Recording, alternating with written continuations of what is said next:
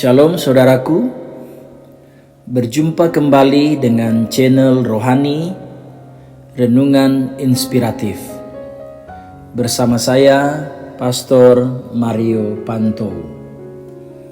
Judul renungan kita saat ini adalah Don't be discouraged atau janganlah tawar hati. Pembacaan Alkitab saya ambil dalam Amsal 24 ayat 10 berkata demikian. Jika engkau tawar hati pada masa kesesakan, kecilah kekuatanmu. Saudaraku yang Tuhan Yesus kasihi, dalam Alkitab bahasa Indonesia, kata yang diterjemahkan sebagai tawar hati sering juga diterjemahkan sebagai kecut, patah hati, putus asa, cemas, ketakutan, gempar. Aslinya kata itu bermakna shattered atau hancur. Kata hancur cukup tepat menggambarkan seorang yang sedang tawar hati. Hatinya tidak fokus, berserakan. Setiap orang pasti pernah mengalami apa yang disebut dengan tawar hati. Terlebih-lebih ketika mereka sedang diperhadapkan pada pergumulan yang berat. Tawar hati menunjuk pada suatu kondisi hati yang dilanda kekecewaan mendalam karena beratnya beban yang harus ditanggung oleh seseorang. Tawar hati inilah yang mengakibatkan seorang menjadi lemah, kehilangan semangat, dan putus asa. Saudaraku, sikap tawar hati adalah suatu sikap yang apatis, yaitu tidak ada motivasi dan antusiasme. Bahkan sikap tawar hati itu dapat mencapai ke taraf selanjutnya, yaitu frustasi, yaitu perasaan kecewa akibat terhalang dalam pencapaian tujuan. Semuanya menunjukkan keadaan yang sama sekali tidak bersemangat. Godaan untuk tawar hati biasanya datang di saat kesesakan, karena kita tidak ingin berada dalam fase itu. Itu juga yang dihadapi oleh Paulus dalam kesesakannya. Namun ia berkata dalam 2 Korintus 4 ayat 16, sebab itu kami tidak tawar hati, tetapi meskipun manusia lahiria kami semakin merosot, namun manusia batinia kami dibaharui dari sehari ke sehari. Saudaraku, kesesakan adalah bagian yang tak terelakkan dalam perjalanan kita bersama Kristus. Kesukaran, beban hidup, sakit penyakit, kesusahan dan kekurangan, bahkan penindasan dan permusuhan, semuanya terkandung dalam apa artinya kesesakan. Orang yang tawar hati itu, hatinya sedang tidak percaya kepada Tuhan, dan hatinya condong kepada kekhawatiran dan ketakutan, sehingga yang akan muncul adalah kegelisahan, kepanikan, dan bahkan insomnia, atau dengan kata lain tidak bisa tidur. Saudaraku, mengapa Alkitab selalu mengatakan jangan tawar hati? Karena tawar hati memiliki dampak yang sangat buruk dalam kehidupan kita. Dalam Amsal 24 ayat 10, ayat yang sudah kita baca tadi, mengatakan kalau kita tawar hati pada masa kesesakan, maka kecillah kekuatan kita. Atau dengan kata lain, bahwa kita tidak punya kemampuan dan kekuatan untuk menghadapi semua persoalan yang kita alami.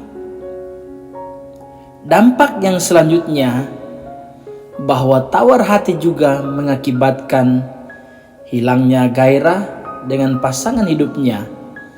Tidak ada lagi kedekatan emosional terhadap anak-anak yang dicintainya. Pekerjaan maupun pelayanan yang dilakukan tidak optimal, apalagi berkualitas. Bahkan bisa berpengaruh bagi kesehatan kita. Kondisi kesehatan kita akan semakin memburuk. Tragisnya lagi, sikap tawar hati ini bisa berakhir dengan bunuh diri, bahkan membunuh orang lain. Itu sebabnya sebagai anak Tuhan, kita tidak boleh tawar hati.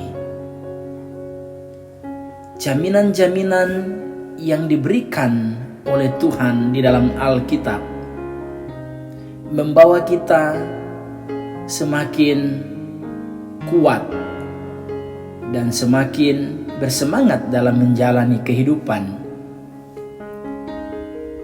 Tuhan pernah berkata kepada Yosua ketika peralihan dari Musa kepada Yosua, bahwa jangan engkau tawar hati. Tuhan katakan kepada Yosua demikian karena Yosua mendapatkan perintah dari Tuhan untuk merebut tanah Kanaan. Dalam Yosua pasal 1 jelas di sana, ketika Musa hamba Tuhan itu mati, maka Yosua yang adalah abdi Musa menggantikan posisinya. Tentu ada kekhawatiran yang menimpa hati dan pikiran daripada Yosua, sehingga Yosua mengalami yang namanya tawar hati. Kenapa Yosua tawar hati? Karena dia merasa bahwa Musa yang selama ini bersama-sama dengan mereka, yang selalu berhasil dalam setiap apa yang Tuhan perintahkan, tetapi ketika peralihan tongkat estafet dari Musa kepada Yosua, Yosua merasa bahwa dia tidak berdaya dan tidak mampu. Sehingga dalam Yosua pasal 1 berkali-kali Tuhan mengatakan kepada Yosua untuk maju, jangan tawar hati. Tuhan berkata, kuatkanlah dan teguhkanlah hatimu, sebab engkaulah yang akan memimpin bangsa ini memiliki negeri yang kujanjikan dengan bersumpah kepada nenek moyang mereka untuk diberikan kepada mereka.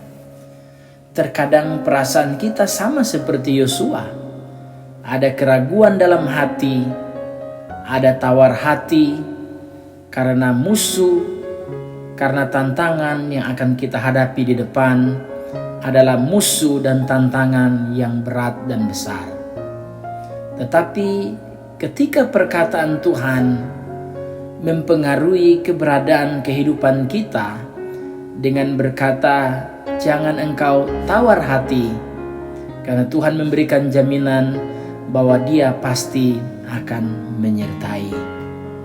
Jika saudara menghadapi masalah persoalan yang begitu berat, Alkitab berkata jangan tawar hati. Karena tawar hati akan mengecilkan kekuatan kita.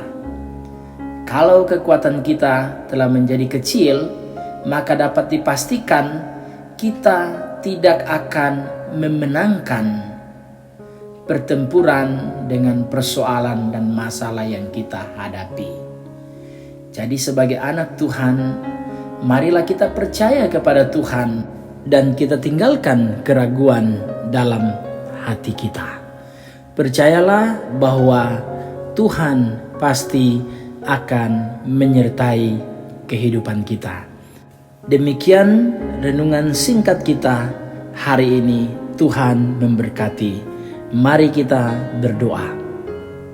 Ya Tuhan, Bapa di sorga, kami mengucap syukur karena kembali kami diingatkan dengan renungan hari ini untuk kami tidak tawar hati dalam menghadapi kesesakan. Beri kami kekuatan, beri kami kemampuan, sehingga kami bisa melangkah dengan pasti, dengan iman, tanpa ada hati yang ragu dalam diri kami. Sehingga apapun yang kami hadapi, apapun yang kami lakukan, pasti akan berhasil. Terpujilah nama-Mu ya Tuhan.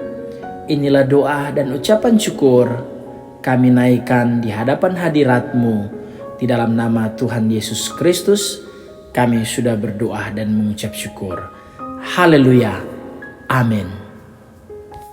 Silakan like, share, komen, subscribe channel ini, dan nyalakan lonceng notifikasi untuk mendapatkan renungan berkualitas di waktu yang akan datang. Tuhan memberkati kita semua. Shalom.